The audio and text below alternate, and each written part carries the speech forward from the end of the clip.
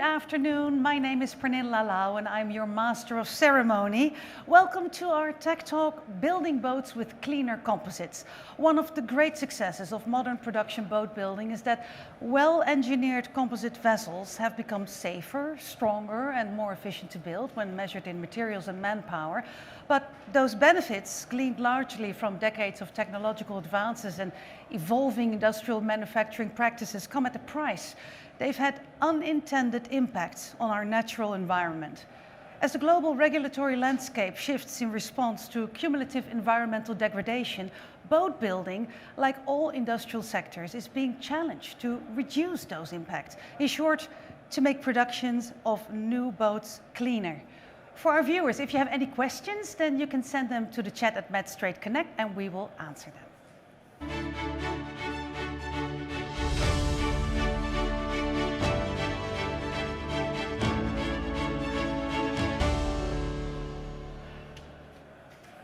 So joining me today is my co-host Dieter Leubner, editor of Professional BoatBuilder magazine. Dieter, your colleague Aaron, he was supposed to be here. Thanks that you have come. We're very, very happy about that. Your colleague actually has been writing so much about the technical side of boat building since 1989, right? And I would like to ask you to introduce us to the most promising composite materials and also production ways that you could say could actually help nudge boat building towards a cleaner future. Thank you, Pernille. It's a pleasure to be here. I want to go back in history a little bit farther than just 1989. If you look at fiberglass, which has revolutionized boat building, it came into the industry from military applications in the 1940s and 50s and subsequently revolutionized boat building. And over the subsequent decades, the process and the materials were always improved with one goal: to build better boats. Sure. There was cored laminates, there was prepreg carbon, there was infusion technology. Now, as we are moving towards natural and sustainably grown fibers, there is also a shift in thinking, because better boats now also need to be better for the environment with a smaller carbon footprint. And then as now, these developments always were spearheaded by small shops, courageous, adventurous, and creative boat builders that tried new things. They were flexible. They had the opportunity to do that before the bigger guys were following. But along the way, they always cooperated with innovative suppliers. And this is the topic of our talk today, that we are going to look at the potential future that follows this pattern. Yeah, because when you were actually describing better boats of the past, what was the main focus then compared to now? As you were saying, now it's sustainability, for example, but at that time?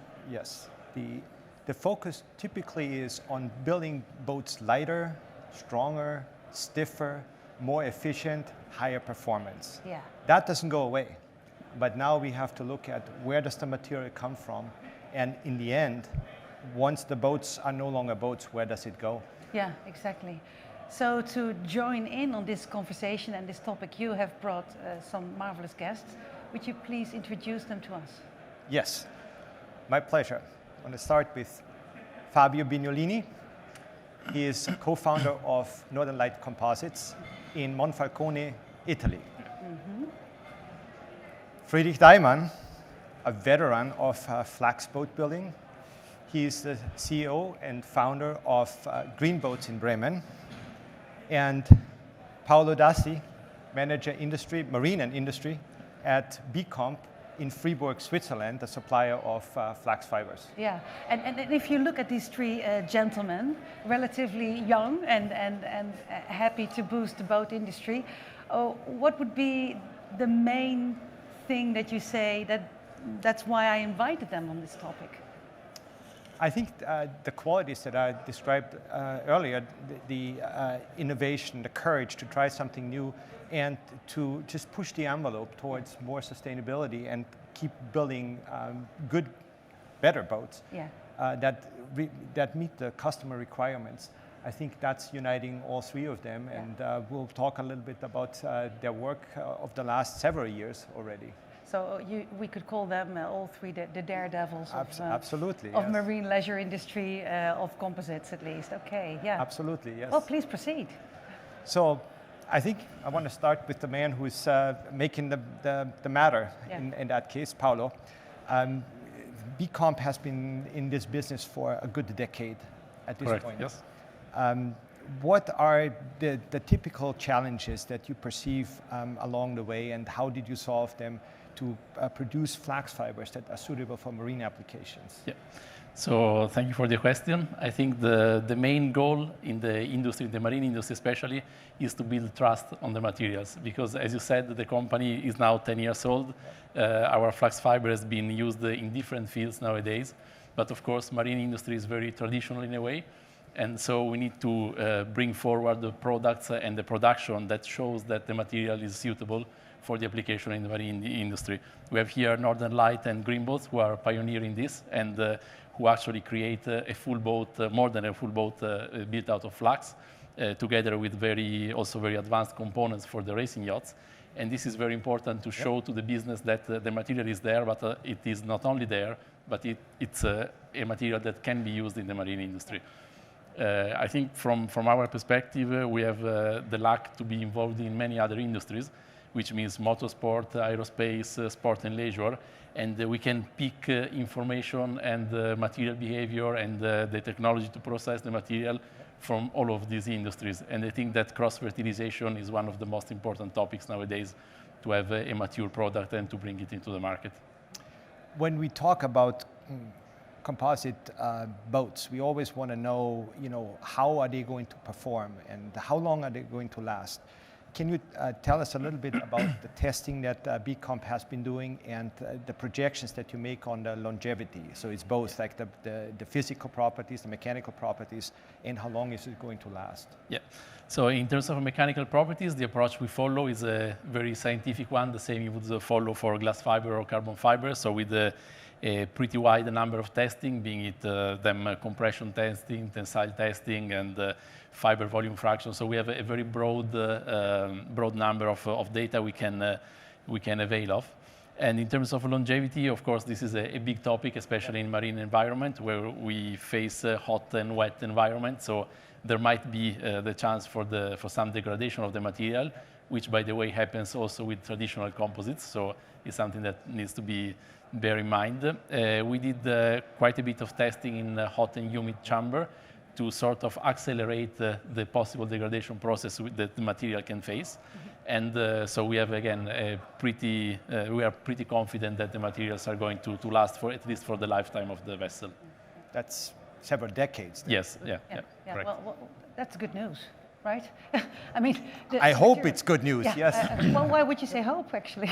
Because as we observed in our more recent coverage, is that too much of a good thing can become a problem with fiberglass boats that we see degrading and not going anywhere after their useful life is over. So we hope that, and we're hopefully going to be able to cover some of that in this talk.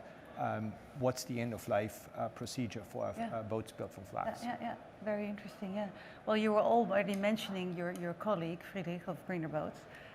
You've been using flax materials over a decade right now. If you're thinking being a boat builder and you would like to make the transition from, well, the conventional materials into flax, what would you say could be the difference in process and the material behavior that you would need to troubleshoot? Actually, the biggest question is, where are you now in the history of boat building? When you are still like doing a hand laminate or a hand layup of your fiber and don't work with vacuum or vacuum infusion or prepregs, I think that will be quite a big step to learn all the technique, to control the vacuum infusion process and do all this. The next thing is you need to know about the properties. So right now there's coming more and more experience, but actually for us it was a big journey to get to know the properties of the product, because you can't just build a boat and say, okay, yeah, that will work somehow. You really need to do the engineering before and do the calculation and the fiber layup and all this sort of stuff. And for that, you need the properties of your composite, not just of the fiber, of the whole composite, and combined with your process and with your resin systems. So that is probably stuff that is really missing, or where we did a lot of research to find out about that.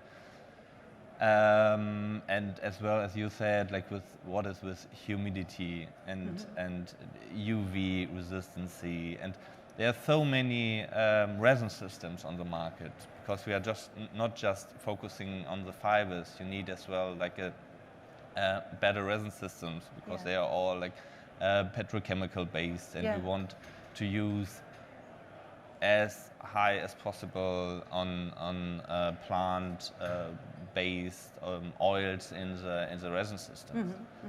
So that is our philosophy. Yeah, there's a lot coming to that. Yeah. But as you were saying before, Dieter, you said, well, there are usually the small companies who stick out their necks and they start developing the new products, and the bigger companies have to follow. And I understand well from Dieter, it's going to be hard to follow. To give a follow-up. Well, because he's saying, well, if you're behind on schedule right now, then you're really behind. You need to go see his shop. This is I call it the candy shop. The man presides over any number of laminate samples.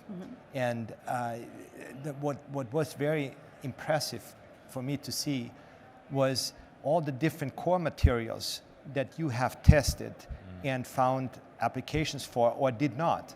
So when you look at cork, it's a renewable material that you tried as a core sample, balsa, paper, and I even saw some honeycomb.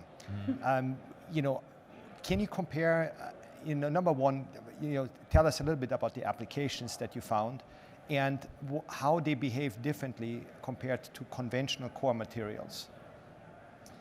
So you have like a catalog with all those different materials that you need to choose for the composite, or you need to know what the composite should be able to do afterwards, or the use case of the composite, and then you look at the materials who are on the market. So you have like different.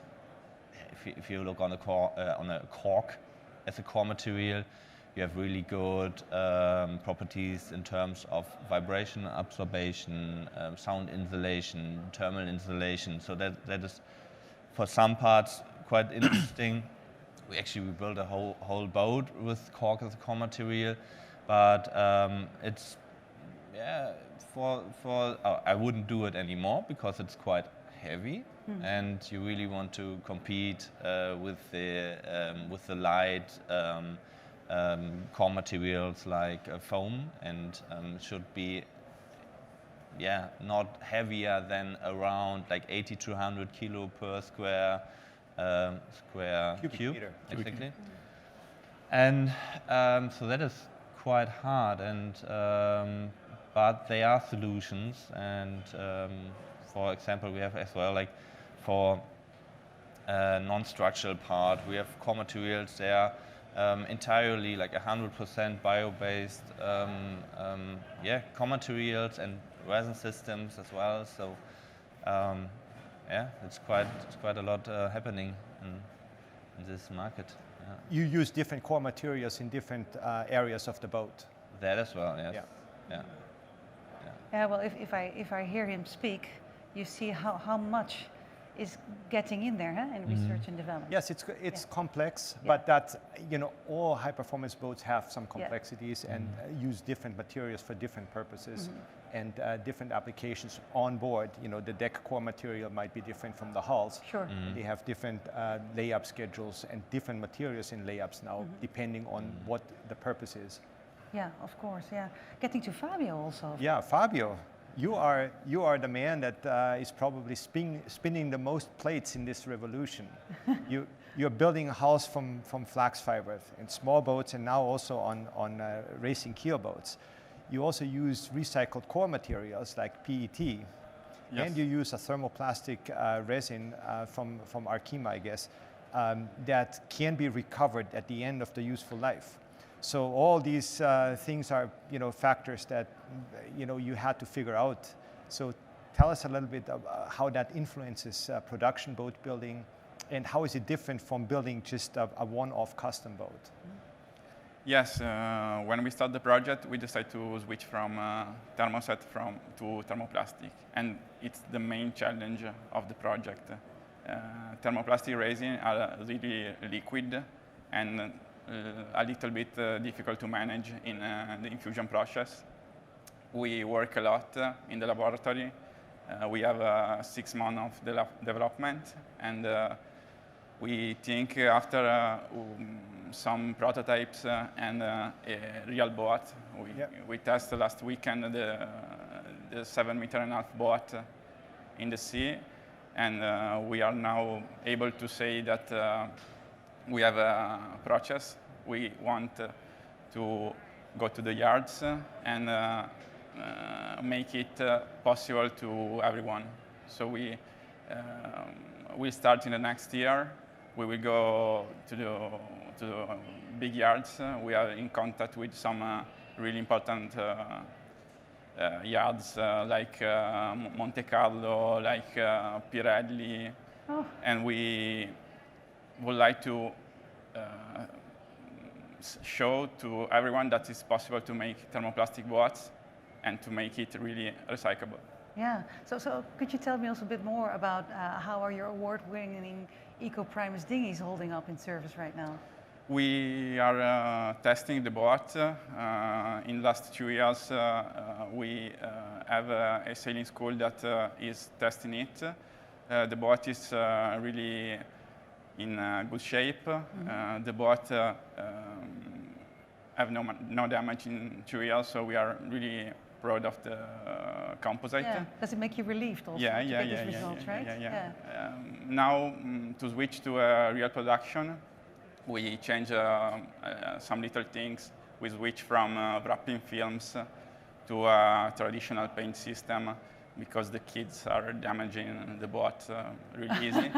So we just change some things, and in the next season, we will have the first fleet in our Gulf of Trieste, in Italy. Yeah. And we want to say again, we can build fleets and go in all Europe with this technology. In the last week in Berlin was unveiled our first Optimist. That is the most common boat in dinghy market. Yeah. And in the next year, we want to say to the Optimist class that we can do it. The boat is fast, the boat is strong, and we can switch the market. Well, when I'm hearing your colleagues, I mean, you must be thinking also about maybe changing composite makeup of the products in the meanwhile, or has that been done yet? Is it necessary? I think it's not a real problem. The composite, it's have no problems. We don't need big changes. It's just to, in my opinion, the main thing is to change the market perception. Yeah, the perception, and to for the client and for the owners, we must say, okay, the boat is okay, strong, and we can do it. Yeah. Well, he did it right. He did it well right away. I think he's doing more secretive things than he would let on. Probably, right? I know he does. Oh, you know also. Yes. That's interesting. So let me ask you a very obvious question. The two of you probably should be the first ones to answer that.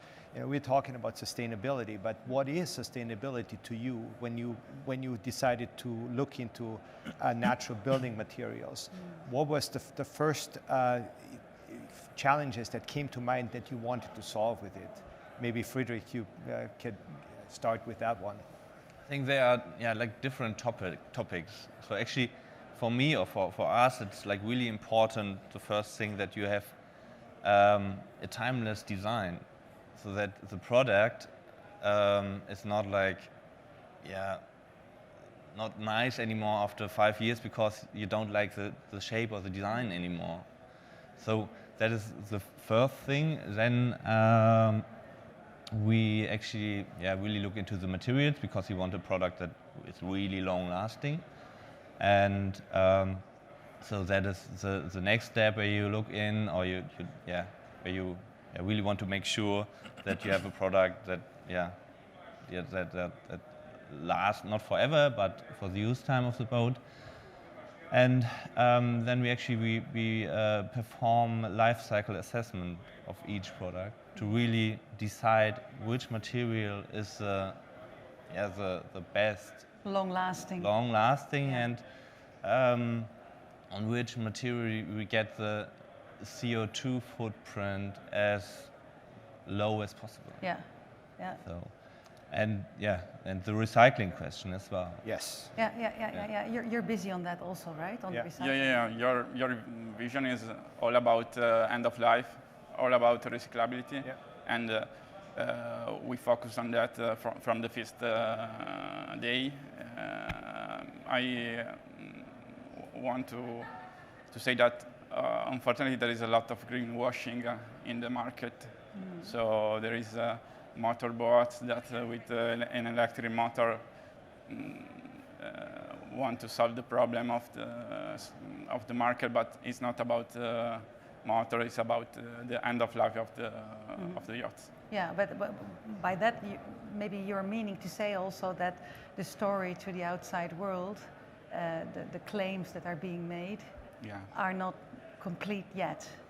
You're all on a journey in making more sustainable products and also in developing those. I mean, we've had Dikafari this morning also, who's been saying the same actually, saying that, okay, you shouldn't say right now that you are at the end of the product and this is it. Yeah, not at all. There's not at all. So much development, exactly. as well, like so many different fibers. Yes. And different solutions you look at, and different resin systems, and so it's really a journey. Yeah. You have a question also. I do have a question. I do have a question for Paolo. I do have a question for Paolo. In terms of the impact, did you do any studies that kind of measure or at least try to estimate the impact of sustainably grown fiber versus petrochemical fibers in the production process? Do you guys have any comparison there? Yes, of course. Yes, that's as they were saying also before. It's a big topic. So the life cycle assessment, which we do for every material we develop, takes into account the growth of the plant, the production of the fiber, the fabric, the production of the component, and the end of life. So it's a full lifespan analysis. And of course, we have comparison between our fabrics and glass fiber and carbon fiber. I think, of course, the differences are pretty big, especially with carbon fiber.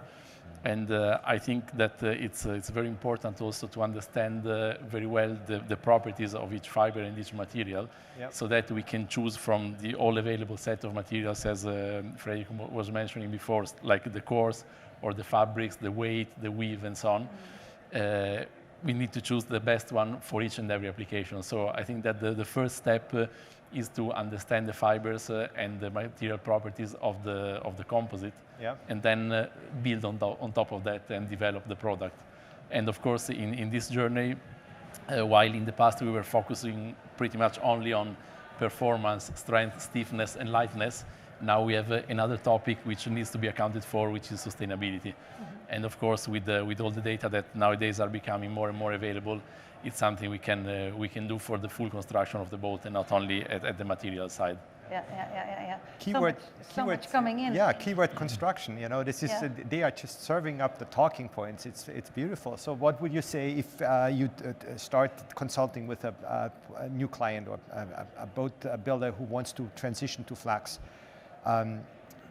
Pre-preg, infusion. What is the best type of processing of these fibers at the moment? Of course, we need to understand where we are starting from. So if we are starting from wet layup and bucket raising approach, moving to pre-preg is a big step for the yard, of course. So I think this is something that needs to be taken into account as well.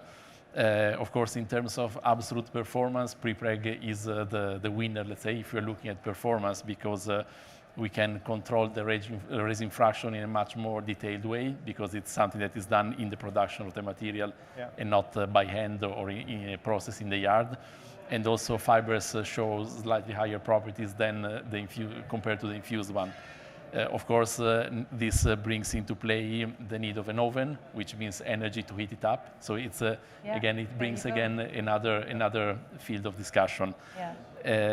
Infusion, of course, is a very suitable process for a broad range of applications. Like we are typically working on sailing yachts between 7 and 14, 15 meters, and motorboats, electric motorboats, about the same size. And infusion is a perfect process to build this sort of vessels. We're diving into your specialization field, and I have a viewer's question which also dives in there actually.